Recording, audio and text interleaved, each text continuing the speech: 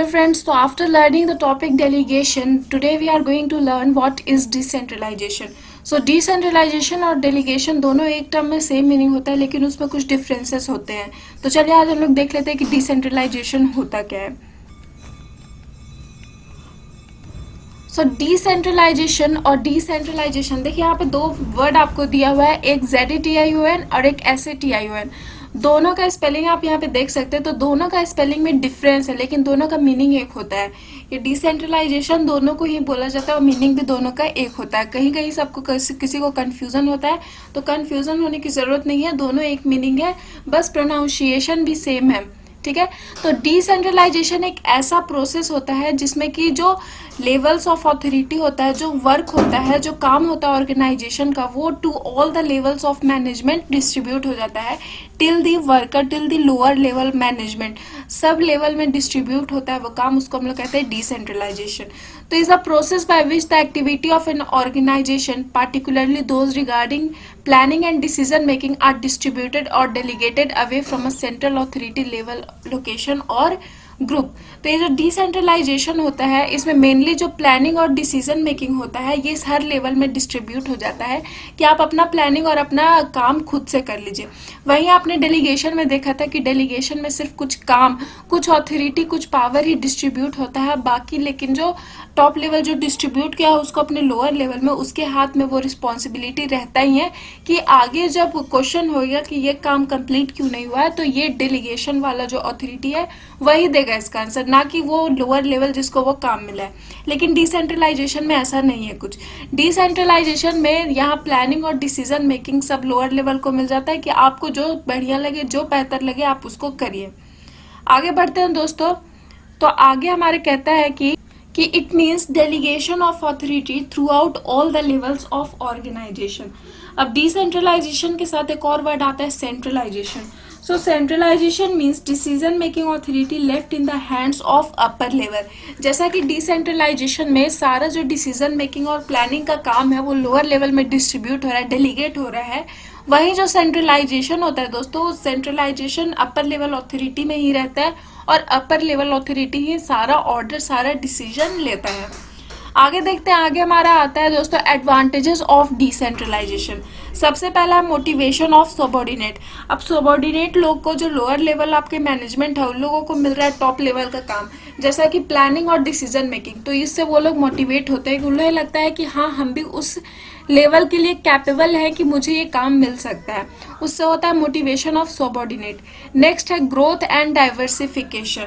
जो lower level management होता है, उनका जो डिसीजन मेकिंग और प्लानिंग में पार्टिसिपेट वो करते हैं, उस कारण से उनका ग्रोथ होता है, उनका डाइवर्सिफिकेशन होता है.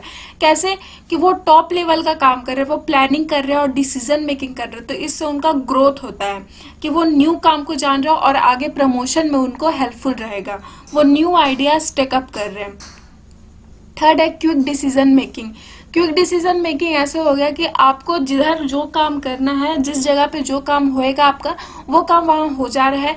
जहाँ पर जिस काम का घटौती है, जहाँ पर जिस काम का लॉस हो रहा है, उस जगह का वर्कर जान रहा है कि हाँ, यहाँ पर ये चीज़ का लॉस हो रहा है, ये चीज़ का कमी है.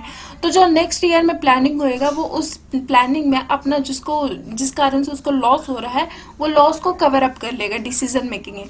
वहीं अगर ये जो पावर रहता वो टॉप लेवल के हैंड में रहता, तो उससे वो पता नहीं चलता कि हमारे फाइनेंस डिपार्टमेंट, मान लीजिए कि लॉस हो रहा है, तो फाइनेंस डिपार्टमेंट का उसे पूरा ओवरऑल जानकारी नहीं रहता, तो वो सिर्फ ऊपर ऊपर कर देता काम, अंदर में तो लॉस ही होता है. इसलिए वो मिडिल लेवल, लोअर लेवल, जहाँ जहाँ डिस्ट्रीब्यूट होता है, वो सब अपना डिसीजन मेकिंग, अपना प्लानिंग खुद से करते हो और इससे क्विक डिसीजन मेकिंग होता है. फोर्थ पॉइंट है इफिशिएंट कम्युनिकेशन. कम्युनिकेशन इफिशिएंटली होता है without any delays. Fifth point है relief to top executive. Top executive को बहुत रिलीफ मिलता है. क्यों? क्योंकि उन्हें प्लानिंग और डिसीजन मेकिंग, जो सबसे मेंटल एक्सरसाइज, जब से सबसे ज़्यादा डिसीजन में एग्जॉस्टिक एक्सरसाइज होता है, वो दोनों से उन्हें रिलीफ मिल जाता है. क्यों? क्योंकि वो सारा काम लोअर लेवल में डिस्ट्रीब्यूटेड हो जाता है कि अपना काम आप खुद करें. आगे आता है दोस्तों डिसएडवांटेजेस ऑफ डिसेंट्रलाइजेशन. डिसेंट्रलाइजेशन का डिसएडवांटेज, यहाँ सबसे पहला देखिए difficult to coordinate. So while talking about advantages and disadvantages of decentralization, it is imperative to note that substantial autonomy is enjoyed by every single division. This is in turn makes it difficult to coordinate the overall activities. Next आता है दोस्तों external factors. So external factor क्या होगा? Trade union, market uncertainties and government intervention, ये सब जो होता है might make it impossible to benefit the most of out of decentralisation. Third point है नैरो प्रोडक्ट लाइन. तो decentralisation product line need to be adequately broad so that autonomous unit can flourish within the same. This might not be much or help in some business house having narrow product line. Lower level in organization also lack competent manager, thus adding to it difficult questions. And fourth point is दोस्तों expense. तो in decentralization every employee takes responsibility for the better of the organization. तो वो लोग जो होता है वो काम भी हार्ड करते to achieve all the organizational objective. तो in return they have to pay more with something proved to be very expensive for the company. ठीक है, तो आगे आता है हमारा यहाँ पे वीडियो आज का डिसेंट्रलाइजेशन टॉपिक खत्म होता है. यदि आपको कहीं पे क्वेरी है, कहीं पे डाउट है, कुछ समझ में नहीं आया तो आप कमेंट सेक्शन में पूछ सकते हैं, मैं डाउट क्लियर कर दूंगी. And don't forget to subscribe and press the bell icon and share as much as you can.